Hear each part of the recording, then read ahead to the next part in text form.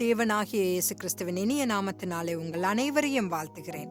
இன்று கர்த்தரை வல்லமையுள்ள தந்தையாகவும் நண்பராகவும் ஆக்கிவிட்டீர்களா என்பதை குறித்து நாம் தியானிக்கலாம்.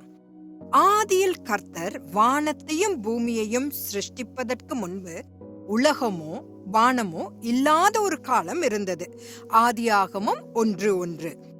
இரவும் பகலும் இருக்கவில்லை, உயிரினங்கள் இல்லை, ஜீவனுள்ளவராய் இருந்தவர் கர்த்தர் ஒருவரே. ஒன்றுமில்லாமல் கர்த்தர் எல்லாவற்றையும் சிருஷ்டித்தார் என்று வேதாகமம் பதிவு செய்கிறது. இந்த அழகான உலகை சிருஷ்டித்த பிறகுதான் கர்த்தர் ஆதாமையும் ஏவாளையும், அதாவது மனிதர்களை சிருஷ்டிக்கும் நேரம் வந்தது. அன்பார்ந்தவர்களே, தேவன் ஒருவரே, அவரே வேதாகமத்தின் தேவன். உபாகமம் 6:4 இஸ்ரவேலே கேள், நம்முடைய தேவனாகிய கர்த்தர் ஒருவரே கர்த்தர் என்று நமக்கு அழுத்தமாக போதிக்கிறது. இருப்பினும் இதை சொல்லும் போது இவ்வுலகில் உள்ள மனிதர்கள் தங்கள் சொந்த கடவுள்கள், சிலைகள் மற்றும் பல்வேறு மதங்களை உருவாக்கியுள்ளனர். மனிதனால் உருவாக்கப்பட்டு தெய்வம் என்று அழைக்கப்படுபவர்கள் ஒரே உண்மையான தேவனான யெகோவாவை போல் அல்ல. கர்த்தர் மனுக்குலத்திற்கு ஒரு அருமையான தகப்பனாராவார். லூக்கா 3:38 ஆதாம் தேவனால் உண்டானவன் என்று குறிப்பிடப்பட்டுள்ளது என்பது உங்களுக்கு தெரியுமா? ஒரு நல்ல தகப்பன் என்ன செய்ய வேண்டும் என்று எதிர்பார்க்கப்படுகிறதோ அதையே கர்த்தர் நமக்கு செய்கிறார். 139 சங்கீதம் 13 முதல் 16 வசனங்களை வாசித்தால், சரீர ரீதியாக இல்லாவிட்டாலும் அவரே நம்முடைய ஆதாரம் அல்லது பிறப்பிடம் என்று என்னை நம்ப வைக்கிறது. நான் எப்படி இருக்கிறேனோ அப்படியே பிறக்க வேண்டும் என்று அவர் திட்டமிட்டார். வேறொருவராகவோ வேறொருவர் போலவோ அல்ல.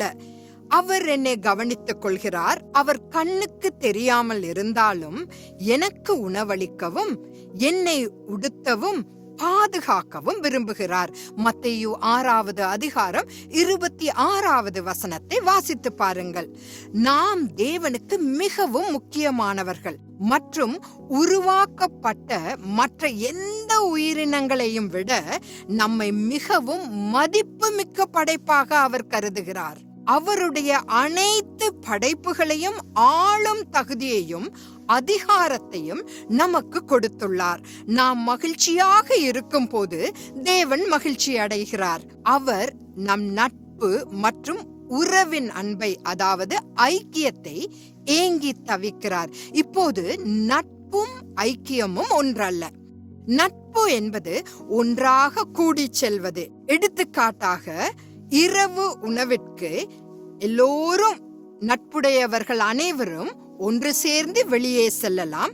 ஐக்கியம் என்பது ஒரே சாண்ட்விச்சை 2 பேரும் பகிர்ந்து கொள்வதுதான். இன்னும் சொல்ல போனால், நாம் எதையாவது நினைக்கும் போது நாம் என்ன நினைக்க போகிறோம் என்று கர்த்தருக்கு தெரியும். இப்படிப்பட்ட ஒரு பெரிய கர்த்தர் நம் வாழ்வின் மீது முழு கட்டுப்பாட்டை எடுக்க நாம் அனுமதிக்க வேண்டும்.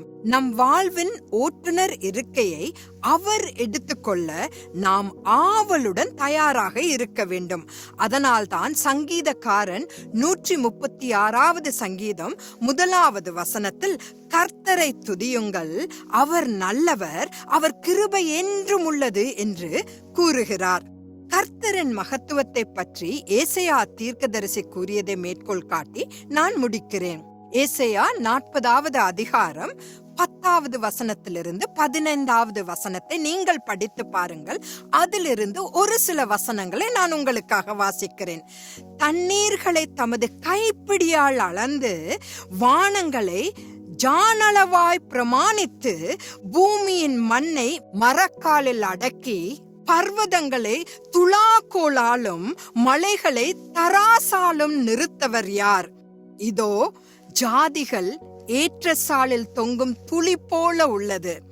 இதன் பொருள் என்னவென்றால், உங்கள் வாழ்க்கையை கர்த்தர் எடுத்துக்கொள்ள நீங்கள் அனுமதித்திருந்தால் அவர் மிகவும் வல்லமையுள்ள தகப்பனாகவும் உண்மையுள்ள நண்பராகவும் இருந்து எப்போதும் உங்களுக்கு உதவ தயாராக இருப்பார். சங்கீதம் 46வது அதிகாரம் 1வது வசனத்தையும் லூக்கா 10வது அதிகாரம் 19வது வசனத்தையும் நீங்களே படித்து பாருங்கள். மறுபடியும் நாளை சந்திக்கலாம். ஆமென்.